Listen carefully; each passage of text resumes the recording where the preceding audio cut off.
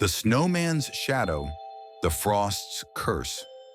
The first snowstorm of the year had transformed Clearwater into a frozen wonderland. Mia was ecstatic. She tugged on her boots, wrapped herself in scarves, and ventured outside. The cold bit at her cheeks, but she didn't care. She wanted to make the biggest, most perfect snowman the town had ever seen. Her mother, engrossed in unpacking boxes after their recent move, warned her, "Stay close, Mia, and don't go near the forest. It's easy to get lost." Mia nodded and got to work. She rolled the snow into 3 enormous spheres, stacking them carefully. From the shed, she found a faded red scarf and an old broom. She scavenged coal from the fireplace and a carrot from the fridge. As the sun set behind the mountain ridge, she finished her snowman, stepping back to admire her work. The snowman seemed to stare back at her. Its coal eyes glimmered like black ice, and the grin she had crafted from small stones now seemed jagged and far too wide. Unease prickled at her, but she told herself it was just her imagination. By the time the blizzard rolled back in, Mia was snug in bed. The wind howled, rattling the windows. Somewhere in the distance, she thought she heard the faint sound of crunching snow, steady, deliberate, like footsteps. In the morning, the snowman was gone. Mia stared out at the yard, blinking in disbelief. All that remained was a trail of deep, heavy footprints leading from where the snowman had stood toward the forest. "Must have melted," her mother said, though her furrowed brow betrayed doubt. "Let's focus on unpacking today, okay?" But Mia couldn't shake her unease.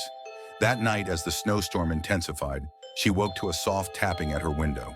She froze, her breath catching in her throat. The snowman was back. It stood just beyond the glass, its crooked grin impossibly wide, its coal eyes glittering in the moonlight. The broom in its hand scraped slowly, deliberately, against the window pane.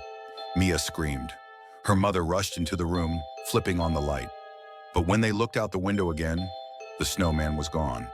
The next day, they found the back door ajar and strange marks in the snow, dragging patterns as if something heavy had been pulled toward the house.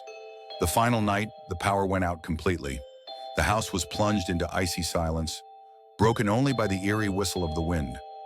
Mia and her mother lit candles and huddled in the living room. A sudden, thunderous knock echoed through the house.